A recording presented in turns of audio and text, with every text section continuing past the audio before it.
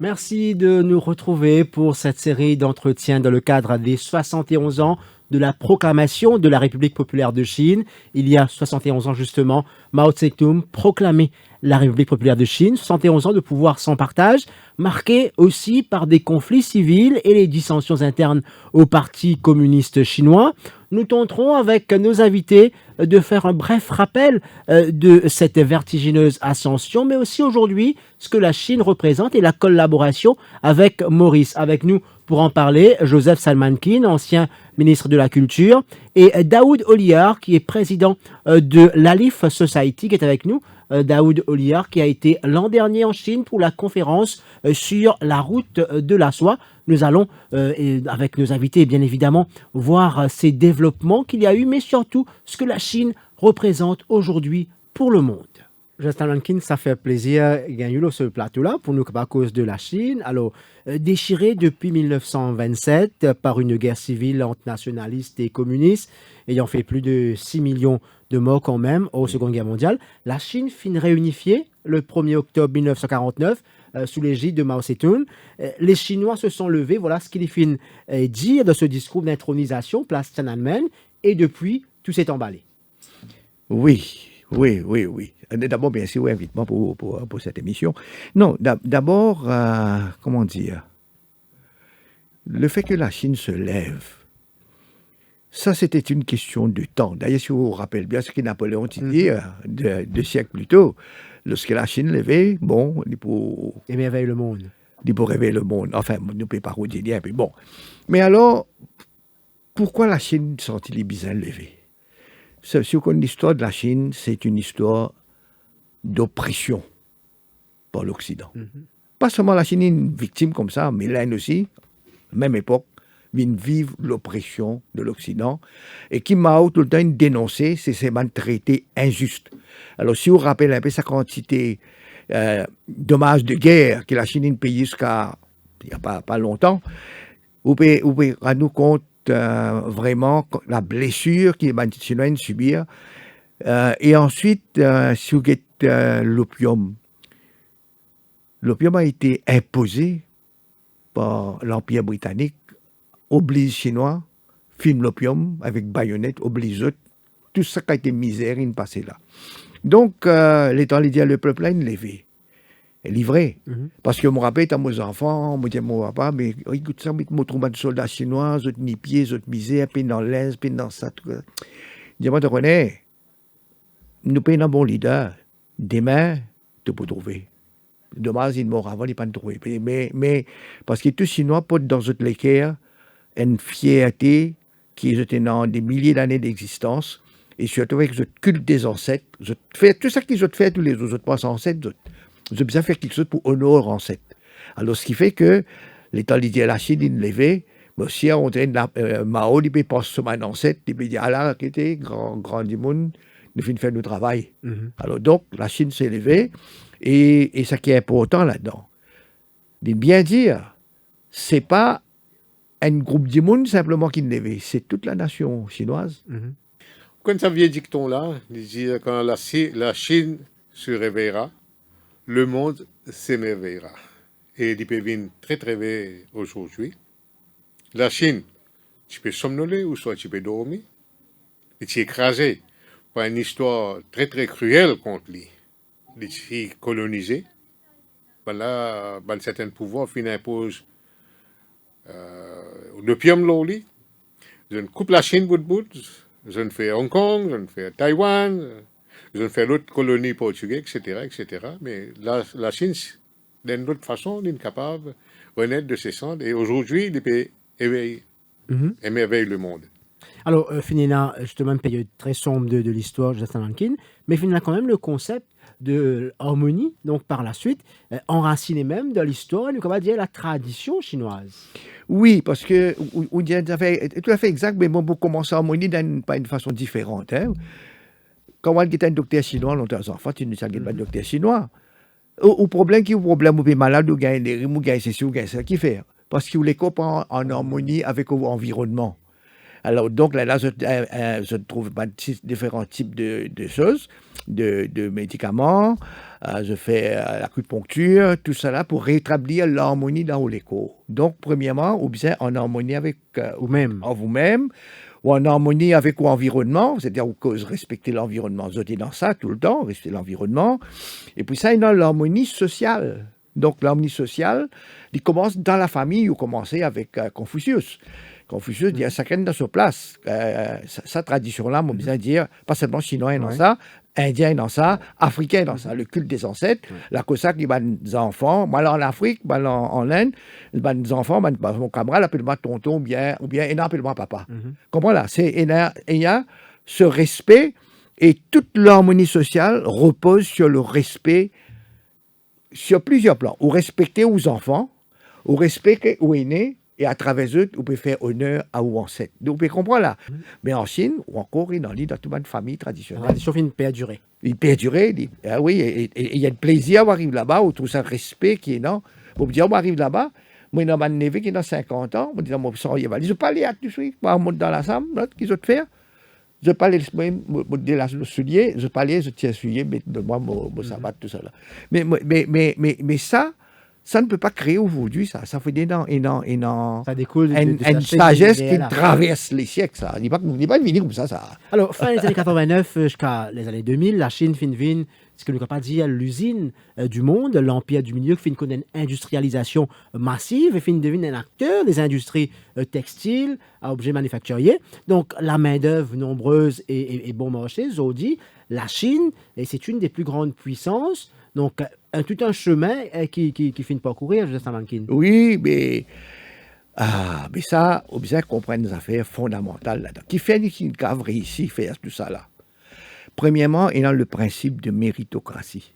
Premier point, il ne faut pas oublier. C'est-à-dire que, moi, là en Chine presque chaque année. Parfois, des fois, une famille, ou bien invité pour faire conférence, l'université, me rencontre une chose. C'est qui là-bas, dans mon famille même, et dans des côté mon madame, côté moi-même, dans mes enfants, puis grandis, mais si ou pas passer l'examen là, tout le temps au bas de point ça, et donc tout de suite, depuis là, il finit dirigé par le faire l'étude universitaire, et dans côté de mon famille, non pas l'université, mais dirigé par le faire travail dans l'usine. Je ne finis dirigé selon aux compétences. Je ne sais pas pour prendre 14 pour mettre à la tête d'une institution. Ou get la vie même de Xi Jinping, connaît ça de misère qui est passé là, il a vu la campagne, il a monté étape par étape. Ça c'est pas simplement parce qu'il est dans leur zone, il a fait l'ILI. C'est ça différent avec l'Occident. Là. Donc ça, moi, peut le dire, il y a d'abord le principe de méritocratie. C'est ça, servir du monde dans notre compétence. C'est vrai, pas seulement une des plus grandes puissances, mais peut-être la plus grande puissance, c'est peut-être le numéro 1 maintenant. Il fait vraiment, il fait faire un progrès immense, un progrès qui tout le monde peut tourner vers la Chine, l'usine du monde, parce que peut-être 20 à 25% des usines européennes sont basées, sont produites en Chine. Et cette montée fulgurante de l'économie chinoise fait que la Chine réussit, tire 700 millions sur habitants de la pauvreté. Maintenant, la pauvreté, c'est plutôt l'histoire en Chine. Justement, M. Povinassa, la Chine est le premier pays en développement à atteindre donc l'objectif de réduction de la pauvreté, les objectifs du millénaire des Nations Unies. Donc l'éradication de la pauvreté, Zodi, figure en bonne place dans les objectifs de 2021 pour la Chine. Certainement. Et la Chine est un pays très généreux qui même y étonne beaucoup de personnes, beaucoup de monde. Aujourd'hui, la Chine peut dire comme ça, laisse-nous développer le monde, que le monde vive en paix, en harmonie, que tout le monde partage sa joie de vivre là. Et finalement, la Chine, c'est qu'elle vient de faire. Il fait nous les réveiller la route de soi. La route de soi, c'est la Chine s'y connecter, surtout avec le Moyen-Orient, surtout avec le reste de l'Asie, par la route de soi. Et maintenant, la Chine donne la route de soi une autre connotation. Finalement, c'est que la Chine peut le faire. Il voulait connecter le reste du monde par la route d'abord et par le rail après, pour connecter le monde et en même temps, la Chine peut partager sa richesse, sa connaissance, sa aide avec le reste du monde. Mhm. Alors, M. Pediali, où tu participes l'année dernière justement à cette conférence, La Route de la Soie, nous connaît que la Leaf Society a une longue tradition de collaboration avec l'ambassade de Chine ici à Maurice, les différents ambassadeurs qui viennent venir. Donc, comment se rentre justement cette collaboration-là et qui un peu l'action pour capable ramène Maurice donc dans sa bénéfice que la Chine est capable de nous là? Bon, nous finissons une relation, enfin, peut-être quinzaine d'années, moi supposé, nous disons, au nord, chaque... Bon, je me dis dans le contexte. À la Society, les honours ben, mauriciens qui sont appelés pour assumer des grandes responsabilités pour le développement. Et nous honorons aussi les représentants des missions diplomatiques qui sont à Maurice et dont le pays aide Maurice dans large mesure. Bon, comme ça, nous finissons développer une relation avec la Chine et nous finissons beaucoup de discussions, échanges avec l'ambassade de Chine et finalement, l'ambassade de Chine trouvait que la Society serait un bon interlocuteur pour représenter Maurice dans sa conférence de la route de soie qui finit tenir à Beijing. Et sa conférence-là, il permet de rencontre 59 représentants de 59 pays africains du continent africain. Ces pays-là sont représentés par le vice-chancelier ou celui qui était responsable du développement de leur pays, ou certains étaient même représentés au niveau ministériel. Et alors, ça finit permettre moi enrichir mon connaissance de ce qui se passe en Afrique à travers la Chine. Je me rappelle dans les années 70, la Chine s'y fait le Tanzam Railway. Tanzam Railway, mais ça pas fini, ça finit mal, presque. Bon, ou c'est presque fermé Tanzam Railway. Mais maintenant, Tanzam Railway, il trouve une nouvelle vie. Tanzam Railway peut relier Zambie avec Tanzanie et le grand commerce entre ces deux pays-là, surtout Zambie, qui est un landlocked pays, il peut avoir accès à la mer. Et tout ce export, il passe par Tanzanie, et maintenant, l'export de Zambie, surtout ce cuivre, passe par Tanzanie. Et maintenant, en Afrique, maintenant, la Chine fait une grande la route dans l'Algérie et dans la Tunisie, au milieu du désert Sahara. Les jeunes plusieurs pays. Nous connaissons l'Aïtrélé de l'Éthiopie. Nous connaissons aussi le deuxième canal de Suez en Égypte et une cité industrielle le long du nouveau canal de Suez. Et maintenant, là où trouve ce bon africain là, quand on trouve un frère africain en Beijing, là, je peux raconter ce qui peut arriver dans d'autres pays. C'est une affaire extraordinaire. Nous gagnons une bribe maintenant, nous pouvons dire qu'il y a un pays d'Afrique qui même dépasse nous. Donc, justement, il y a tout ça complémentarité et des interactions qui caractérisent la philosophie chinoise. Ouais. Donc, pas une opposition, mais plus complémentarité. Nous capables Exactement. Mais aujourd'hui, la Chine trouve une opposition avec donc les États-Unis. Uh-huh. Le fin que le rêve américain. Xi Jinping fin tout le temps dire le rêve chinois aussi. Donc, aujourd'hui, la Chine, nous comment dire, les projecteurs braqués, aujourd'hui, c'est un espèce de conflit, ça guerre qui est là entre Trump et la Chine. Donc, comment on trouve ça où, hein? Bon, moi, je dis, notamment Xi Jinping, ce moyen comporte lui, ce moyen de causer, ce moyen de diriger, vous sentez dans des milliers d'années derrière lui. Vous va trop lui, lève la voix, cause brite, grossier, c'est pas que c'est ça. C'est un homme civilisé. Tu prends Trump. Trump, qui est dans derrière lui? Qui est dans derrière lui comme culture? Pose une question, c'est pas les lire, c'est pas quel genre d'esprit il est non. Lui, il dit, oh, America first. Nous, par contre, chacun est capable de dire, bon, il vient premier, mais il ne peut pas faire coup bas. Et pas quel coup bas, il finit que ce soit Huawei, il fait ce qu'il peut faire. D'ailleurs, sur TikTok, ou ce qui fait le Japon avant, ils ont détruit beaucoup d'industries du Japon dans les années 50, 60. Bon, alors c'est ce qu'on peut dire là. Donc, ce développement-là, étant donné du monde approprié dans différentes sections, que ce soit dans le gouvernement, dans l'administration, dans l'industrie, ce sont des gens compétents. L'État m'a l'ambassadeur qui vient ici, qui ne passe pas l'ENA, pas n'importe qui. Hein? Ça veut dire qu'ils sont conscients. Alors, donc, maintenant, on dit à l'Amérique, mais moi, personnellement, moi un peu triste pour l'Amérique, sincèrement, parce que je peux faire fausse route. Je peux faire fausse route et je peux période sican, période la guerre injuste. Les temps que le passé de la Chine depuis la guerre. Il n'a pas fait aucune la guerre contre personne, il n'a pas amené la guerre. Et de l'Amérique, comme un pays, hein, quand il n'est pas contre un pays, il détruire ce système de gouvernement, il attaque le président, faire assassiner le président, comme une tentative d'assassinat de Castro, je ne sais, et maintenant tout le temps, Maduro, tout le monde d'affaires qui a. Mais qui a été, ou un peu parmi d'autres, ou dire, ou de mettre sanctions à tel, et si vous regardez par exemple ce qu'ils ont fait avec l'Iran, mais bien juste, je ne me trouve pas d'accord, ça va rien faire avec l'Iran. Hein? Tout seul, ou du moins une démocratie, ça dit, on n'a pas lui, mais un seul du monde décidé, rompre un accord qui négocier. Le TPP, c'est pas 7 ans pour dans sa traité là, un seul du monde est venu scrap. Hein? Alors, chose, comment ça, armement nucléaire, tout ça là, il simplement il décidé de dire ça aussi. Comment? Alors, donc, vous trouvez, une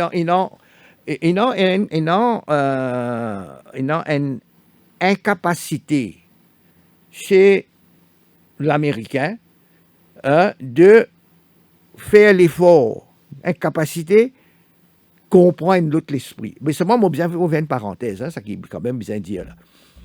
En Amérique, quand même, c'est un pays, c'est ça qui choque moi terrible. C'est un pays mondial, il y en a plus qui 300-400 prix Nobel.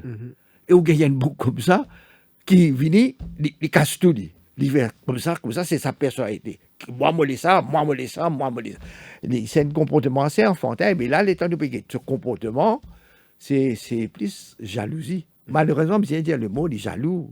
Alors, un point nord au tableau, Justin Mankin, la Ouais. question des droits de l'homme. Donc, Ouais. la Chine est souvent accusée donc, de cette question, les exactions aux droits universels, aux droits de l'homme. Comment vous situez où là-dedans par rapport à sa critique qu'il fait quand même contre la Chine? Moi, bon, La censure, liberté d'expression. il est bien simple. Chaque année, moi, l'ancienne, moi j'ai une bonne famille, nous, ça. Pendant l'année, ou pas se trouve aucun, mal dans moyenne, mal Pékin, mal ça, pas trouve. Et non, tout le temps, dans tous les pays, tout le temps, il y a un noyau de monde qui n'est pas content, qui n'est pas satisfait. C'est normal. Mais ça qui l'Occident fait, il y a le pinpoint, ça m'a dit monde qui pour crier là, un petit noyau là. Moi, je peux poser une question, c'est que moi, tu es content, faire, si tu dans les moyens. Un paquet qui parti, et non, il y a un artiste, un autre qui quitte la Chine, final, vivant en Amérique. Mais tu es content, je dis, moi, aujourd'hui, c'est pas autre happy là-bas. Parce que, et dans l'État pays, il y a une démocratie, elle là-bas connaît pour la vie là qui m'a été, qui m'a dit que maintenant, parce qu'il doit vivre en équipe, en groupe, en tolérance. Là-bas, ou bien égoïste, ou tout seul, ou bien fight comme si, ou bien la guerre le monde entier pour monter. Bon, maintenant, on se pose question. Maintenant, les temps, on guette bien qui fait passer. Ou si on peut penser Hong Kong, ou peut penser Taïwan. Mais la question de Taïwan, mais ça, pas, mais guette comme ça, il est très simple. Il est très simple, ça. On met tout dans la place, disons, du président chinois. Est-ce qu'il est capable d'accepter que demain, on peut dire Taïwan peut redevenir indépendant, de tasser des armes, ou pour mettre des armes, dresser contre lui devant lui, pareil comme un Américain, même le temps, il n'est plus dans sa raison d'être, donc il n'amène pas qu'ils armes, bombes, je peux me viser. Ceci ne justifie pas la violence, n'empêche. Non, moi les dire que le chose, un État, il n'est pas capable de permettre. Pareil comme l'étant Kennedy pas accepté amène un chef amène son hommes à Cuba, il essaie de faire la porte. Mais Taïwan, pas question. La Chine, jamais pas accepté parce qu'il est tout le temps l'histoire que ce soit nationaliste ou communiste, c'est parti de la Chine, ça. Donc ça. Mais moi, mon pays, disons, d'une façon, moi, je suis mauricien, moi. Tout le temps, quand en Chine, je me dis, je suis africain, moi. Pareil. Parce qu'il ne fallait pas mélanger, parce qu'il est lucide, moi, non. Mais il y a une part de culture qui peut gagner dans Maurice à travers les autres communautés, que ce soit, on comprend l'esprit islamique, l'esprit hindou, l'esprit créole, l'esprit africain. Il n'est pas pareil. Donc moi, mon lucidité, je ne suis pas blind, moi, je ça objectivement. Mais seulement, je gagne chance, j'ai une culture chinoise, je gagne mon papa, mon parent, mon famille qui me composent sur beaucoup de questions. Mais dans les temps aujourd'hui, on nous pose la question, disons, Hong Kong. Une longue histoire encore, ça. Si vous connaissez l'histoire, si on reste tranquille, bien longtemps, il reste tranquille, pas de faire rien. Mais après, finalement, dans un moment qui est, nous connaissons CIA, financé, faire pousser des autres. Mais parce qu'il fait comment dire, Mais en fait, moi, je peux dire, j'étais dans Commonwealth, moi, je travaille Commonwealth comme directeur à un moment donné. Je fais beaucoup de voyages à l'époque à Hong Kong. Mais mon pays Hong Kong, mon pays, ça m'a dit, là, moi, je dis, cette protestation, c'est beaucoup plus contre la vie, cette condition de vie. Je gagne beaucoup de casse, mais pas assez casse pastel de la case. Parce que tout le territoire il est possédé par une gros magnat, gros structure immobilière. Donc, je tout fait là-dedans. Ou pas capable de vivre des hauts, ou vraiment sortir de la foule. Alors, donc, il y a un problème de surpeuplement là-dedans. Je n'ai aucune privacy. Je tout fait dans sa société-là. Pas fini ça, l'État petit Commonwealth, moi, je dis, mal visite ban étudiant à l'université. Là-bas, je peux dire, moi, pour l'université, c'était une place pour 40 personnes. Ça veut dire, et dans 39, là-dedans aussi compétents qui ne pas gagner sans ça. C'est une frustration. Alors, donc, pour moi, l'État Hong Kong, c'est une chose de frustré. Il t'a pour marier, pour gagner la case, pour gagner les enfants, c'est une petite pièce, ou pas la case, pas plus grand que ça. Et puis ça, n'est que non, bâtiment béton. Ou bien non, place pour respirer. Donc, non, pour moi, le premier problème là-bas, c'est un problème de conflit avec son environnement, avec la vie elle-même, parce que tu ne peux pas sortir ça, tu peux réaliser en tant qu'un être vivant, et vivre une vie normale. Maintenant, l'autre côté, médivé, pas allumé, donc allumé, il reste du blow-up, inévitable. Si tu peux maintenant, nous vous mettre dans un contexte. Avec le traité de Westphalia, le monde qui dessinait, le monde qui devient eurocentrique ou occidentalocentrique. Autrement dit, l'Asie pas dans sa place. non pas tient dans sa place. Et d'ailleurs, avec le pouvoir économique aidant, et vous connaissez, américain, il y a un McDonald's, et de nouveau McDonald's, il y a un McDonald's Douglas derrière. Et nous connaissons depuis très très longtemps 95% de l'information dans le monde. Les sorties de l'Ouest, les sorties dans le nord de l'équateur, ils viennent contre nous. À cela, il devrait y avoir un petit changement. Maintenant, ce qui peut arriver, la Chine avec la route de soie, il peut questionner ça le monde qui fait façonné par la vision occidentale. Bon, si nous prenions un peu ce qui est Occident, il nous défaçonne le monde, l'Occident amène le développement dans le monde. Et son agence, c'est la Banque européenne de développement, la Banque mondiale, etc. Et nous connaissons une centaine de publications là. Et un des livres qui fait une frappe, c'est un livre qui est écrit par Teresa Hayter, il dit Aid as Imperialism. En un mot, plus l'Ouest nous aide dans le pays en développement, plus ça va le pays-là est endetté, et plus une pile, une bourse fixe, pas fini un grand développement. Maintenant, la Chine, quand elle vient maintenant avec la route de soie, avec sa générosité, maintenant, on peut trouver le produit national brut dans tout pays africain peut monter. D'ailleurs, nous fait que Djali, qui est un pays, peut même dépasser nous, peut aller. Et avec ça aide, sans grand lien, sans grand attachement, sans la tâche sous la main, des pieds, ce que la Chine peut faire, il peut gagner sympathie, tout ça dans le pays là. Ça, pas empêche Daoudalia qui est là, quand même, ça point noir qui nous fait dire au tableau. Donc la question des droits humains avec le Parti communiste au pouvoir. Donc le monde entier donc reproche ça à la Chine. Toute la question. Donc la liberté de la presse, d'expression, nous fait une tannerie souvent. Donc comment réconcilier tout cela? Oui, moi, vous dire, laisse-moi finir ici mon remarque là. Vous dire, où était? Ce qui peut faire, ça, le monde là, la Chine est un empêcheur. Il peut empêcher l'Ouest, et surtout l'Amérique, et dans la main libre. Alors, j'ai besoin de faire une manière pour donner une mauvaise image de la Chine. On peut dire, il y a un tort de la Chine, ce qui peut arriver dans le droit de l'homme, surtout dans Xinjiang, côté d'un peuple qui appelle Ouïghour. Laisse-moi dire comme ça. Moi, je visite la Chine. Aujourd'hui, l'Amérique, surtout, pays présente la Chine comme un ennemi des musulmans ouïghours et par extension du monde musulman. Moi, je suis allé en Chine, je suis allé dans Beijing, on a dans Shanghai, on a dans Guangdong, et on a pareil comme dans Maurice, on a Chinatown, et on a Muslim Town là-bas, le quartier musulman dans tout ça. Côté on a ban musulman, peut mettre voile, ban femme musulman peut mettre voile, peut marcher.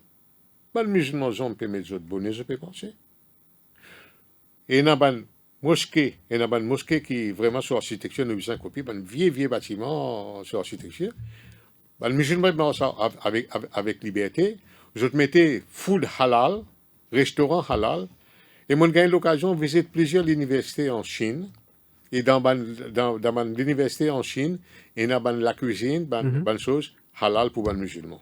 Maintenant, pour les Ouïghours, c'est malheureux qu'ils je donne chacun ses revendications, pas capable de joindre au milieu. Les Ouïghours, ce qu'ils peuvent demander, je peux demander l'État séparé pour eux. Ça veut dire casse Xinjiang depuis la Chine, pour eux gagner l'État indépendant, et c'est ça qu'ils peuvent faire.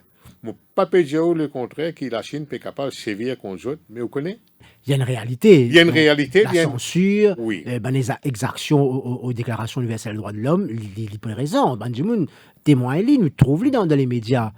Même en Chine, Ban Ki-moon dit. Donc, il ne fallait pas que nous escamotent sa partie-là. Non, mon papa dit le contraire. Mon papa dit la Chine peut pas ou les Xinjiang cassés depuis la Chine. Et alors, les pays bizarre appellent ça à l'autre. Mais c'est vrai, il ne faudrait pas nous faire un trop beaucoup d'exagération là. Alors, les défis à l'horizon, alors qu'il nous peut célébrer ce 71e anniversaire? Mais moi, dans un drôle, comment dire ça, des trois camarades en confidence, mais ça paraît un peu irrationnel. Me dire, mais moi, c'est mettre-moi dans place, dirigeant chinois, là. Me dire, mais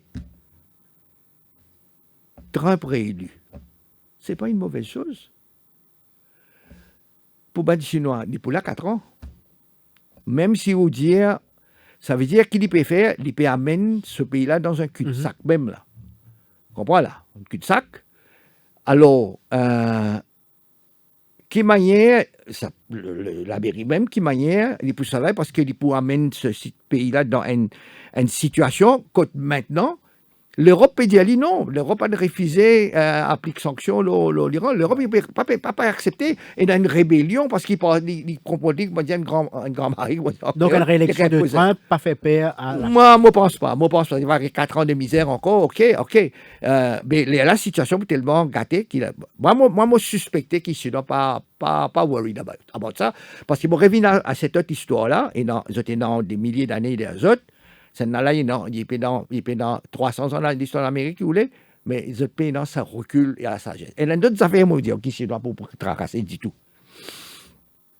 À un moment donné, vous connaissez, il y a 4 sujets en sciences, beaucoup dans mathématiques, physique, on appelle ça déjà, mathématiques. Bon.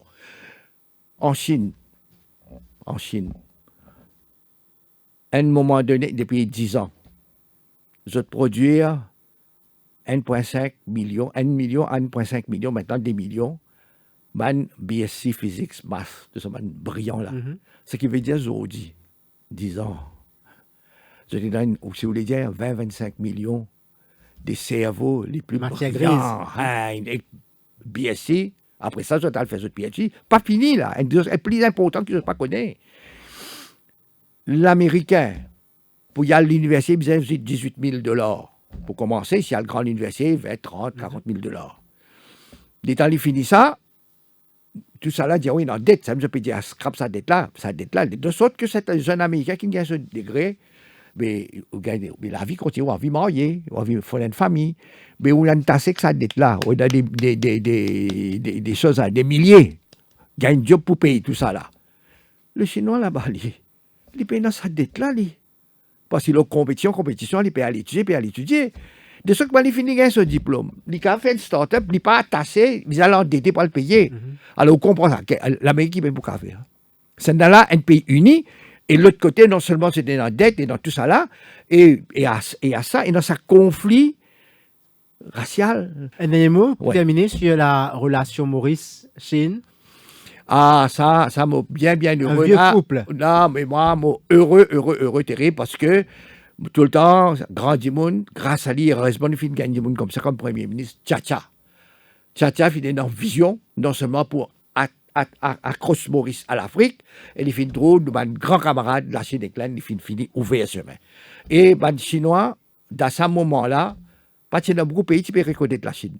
Tcha-Tcha est en vision, ça c'est où ça Moulam finit en vision, il veut reconnaître la Chine tout de suite, et depuis ça, la Chine reconnaissant, parce qu'il y a une bande très fondamentale, c'est une Chinoise, c'est son reconnaissance.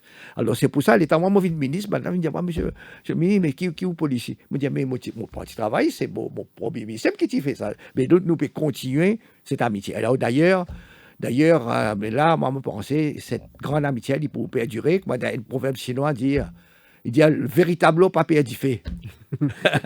Donc, cette amitié sino-mauricienne, c'est une grande affaire, une big asset pour qu'on devait conserver, nurturer.